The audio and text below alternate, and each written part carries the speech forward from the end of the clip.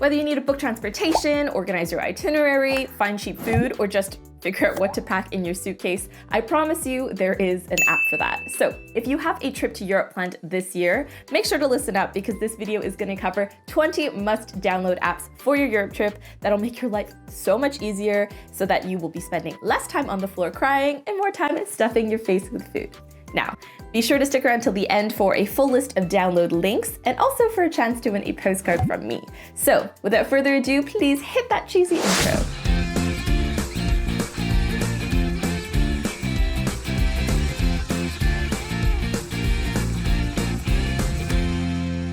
What's up, Smarties? Christina here from happytowander.com, except now I have purple hair.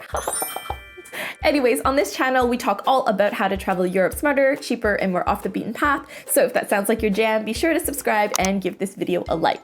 Now, today we're talking all about travel apps, but before we do that, I first need to give away a postcard. So one thing I like to do is I give away a postcard a week to somebody who comments. So if you want to win this week's postcard, just holler in the comments with your favorite app that I showcased. And last week was especially special because I also gave away a free set of packing cubes with the giveaway. So a huge congratulations to last week's winner, May, who's going to be winning her own set of Eagle Creek packing cubes and also a postcard, which now I realize is a very lame prize compared to the packing cubes. Anyways, today we're talking all about apps, specifically wonderful, mind-blowing apps that are gonna make your Europe trip way easier. So without further ado, these are the apps that are absolutely worth a download. I'm sorry, please don't leave me. Anyways, let's begin. Number one is a magical trip planning app known as TripIt. So I love TripIt because it offers a really easy way to organize your itinerary and aggregate all your different bookings, so including your flights, your transportation, your hotel bookings, your event bookings, show tickets, all that stuff. The best thing is it does it automatically through scanning your inbox for confirmation emails. So it makes it really easy to completely organize everything without really doing too much work. Although the automatic import can sometimes be finicky, all you need to do is forward emails to trips@tripit.com and it detects all the information automatically from there. Magic.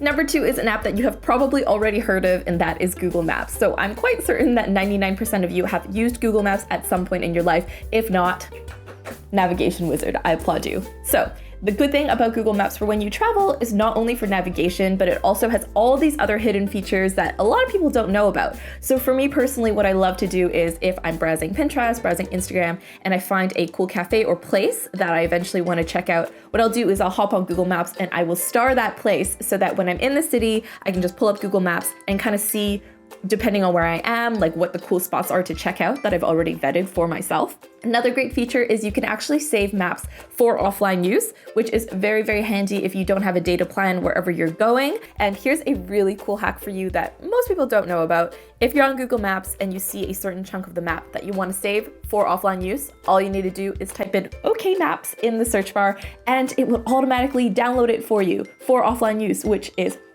mind-blowing. Number three is a travel comparison and booking app known as Omio. So Omio is this really great app that allows you to compare and book all the different modes of transport. So this is especially handy in Europe where there are like 1,000,001 ways to get from one place to another. So imagine you want to search up all the buses, all the trains, all the flights at the same time. Omio is an app that lets you do that, which is really great. Number four is an amazing translation app that I'm sure you've used before called Google Translate. But fun fact, they have an app and it is amazing. Okay, so there's a lot of different features that you can use with the Google Translate app. Having it on you, for example, when you have data or Wi-Fi, you can basically translate any language into English or into whatever language you choose so that you're able to read signs and stuff. But what's even cooler is you can actually download languages for offline use, just like how you download maps. So let's say that you're going to be traveling to Germany, you know you're going to be there for a while. So you can actually download German for offline use, and then that way you don't need internet when you're translating all these phrases, talking up some cuties, you know, that kind of thing. And another really cool feature is also this image scan translate. So basically you can just hold up your phone camera to a sign,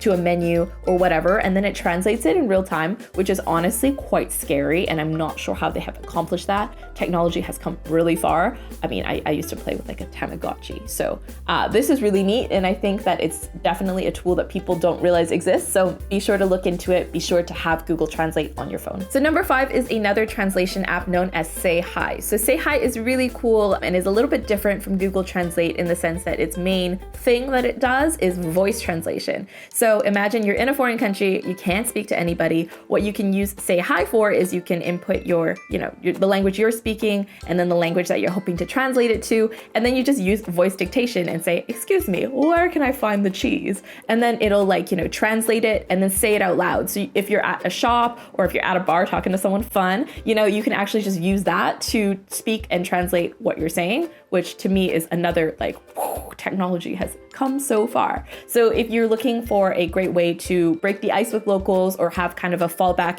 in case you're in a country and nobody understands you, this is a really good app for that. Number 6 is an electronic financial institution known as Revolut, and they have a really great app that goes along with their service. If you want a functional debit or credit card to use when you're in Europe that charges you no foreign transaction fees, then what you need to do is you need to look into Revolut. I've been using them for years, and making an account is so easy. It takes only a few minutes, and it can all be done on your phone. And then all you need to do is request a free card, which is shipped to you within a few business days. With it, you're able to top up your card and transfer money between currencies at the interbank exchange rate, which means a lot of potential savings. Number 7 is an app that is here to save your friendships, okay, by making splitting costs a lot less awkward. This one is known as Splitwise. So you have probably, if at any point you've traveled with friends, with family, with a significant other, ran into that awkward conversation that you need to have after every trip that's so you kind of owe me a lot of money. Somehow, no matter which one you are, you think the other person owes you a lot of money. So Splitwise is an app that really takes the guesswork out of that and makes keeping track of things a lot easier. Basically, what you can do is you can input different expenses and say, hey, I paid for this, so-and-so paid for this, I paid for this much of the bill, or you want to split it 50-50. There are so many different capabilities within this app, and it's great because it just does all the math for you, and it keeps all the information in one place, which is great, so that at the end of the trip, you can be like, hey, Joe, you actually owe me $500. So if you want an app that makes doing the math so much easier and an app that prevents you from going full loan shark mode, then this is a great one to have. Number 8 is a packing app known as Packer without the E. So if packing stresses you out, first of all, be sure to check out my packing tips video. I think it'll help. And also be sure to download this app known as Packer, which generates automatic packing lists based on the information you give them. So your trip dates, kind of the activities you'll be doing, and you just enter all of that and it'll automatically generate a packing list that you can keep on your phone. Number 9 is an experiences, activities, tours, attractions app called Get Your Guide. Basically, Get Your Guide is an aggregator for different activities that has great selection in Europe. So everything from walking tours and skip the line tickets to experiences like cooking classes, you can actually book and pay all through this one app, which takes the hassle out of finding a fun activity to do. They also have a best price guarantee, so if you can find a place that does the exact same tour for cheaper, they'll actually pay you the difference, which I think is pretty amazing. Number 10 is a great travel documentation app known as Polar Steps. So if you ever have trouble keeping a journal, keeping your memories straight, I know I sure do, or you just want a seamless way to keep track of your travels, Polar Steps is an amazing app that does that actually automatically by scanning your phone's camera roll and kind of matching it with geotags and things like that to keep a seamless documentation of where you've been, and you can edit the info and add little notes, put in little places that you've been to, and just really create this very nice visual documentation of your trip. Number 11 is a waste reduction food app known as Too Good To Go. So if you're going to be traveling Europe long-term or just on a budget and you want to eat out, but you don't necessarily want to be spending a ton of money, Too Good To Go is a food app that operates in a lot of major European cities, and basically what they do is they match up with restaurants who sell their leftover food at the end of the day or after their lunch rush for a really, really cheap price. So I think their cap is actually €5. So you can get a full meal for less than €5, and you're doing good for the environment by keeping food waste out of the landfill. So I think it's quite a win-win. You don't actually get to choose what meal you're gonna have, but they sometimes have different options for vegetarians and stuff.